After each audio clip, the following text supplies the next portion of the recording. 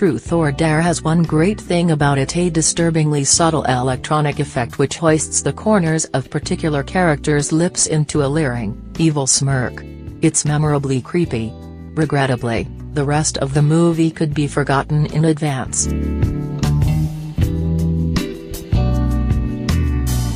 Stop me if you've heard something like this before.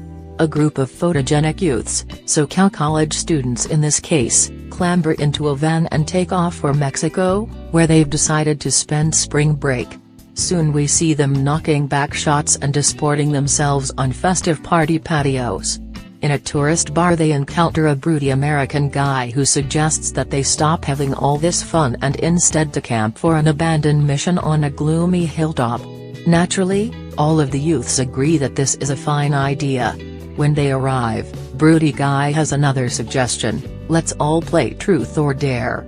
Another excellent notion, the kids decide. After a few embarrassing revelations, broody is compelled to tell his own truth, that he is actually offloading an evil game of death on this group in order to save his own life by escaping it. The kids, not complete fools, apparently, fire up their van and head for the border.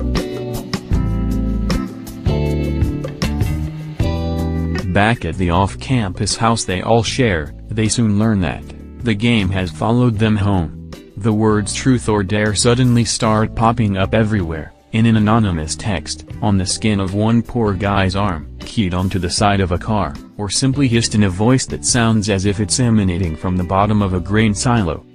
The game is playing us, one of the brighter students observes. If only it were scaring us, too. Along the way here, we also learn some biographical truths about these people that aren't really worth the time it takes to impart them.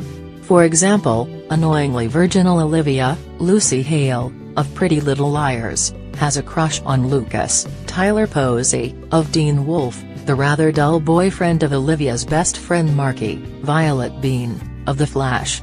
And pre-med student Tyson, Nolan Gerard Funk, of Counterpart, picks up pocket change by writing illicit prescriptions for underclassmen. Tyson also provides one of the movie's beta PG-13 thrills when he suddenly breaks out in that evil smirk and jams a pen into his eye and then slams his face into a wall. Although saddled with a meager Blumhouse budget, director Jeff Wadlow, Kick-Ass 2, nevertheless finds ways to pad the movie. There's an overextended sequence in which we watch a drunk girl tottering along the edge of a rooftop above a spiky fence, and then watch, in great disappointment, as she fails to fall on it. Even longer is a silly scene in which the students consult an ancient Mexican woman who knows the secret of something or other but can't discuss it directly because her tongue was cut out of her mouth many years ago and she can now communicate only by writing notes, in perfect English, luckily. We also learn that there's a demon involved in the wicked game the students have blundered into, and that he has a name, Keelix, SP?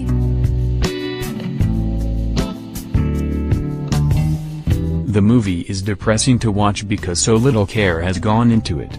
The visuals are dull and the story lazily generic. The producers must be hoping that the young TV-based cast will deliver a solid opening weekend, but can they expect much beyond that? There's a large hole at the center of this picture where somebody forgot to put the scares.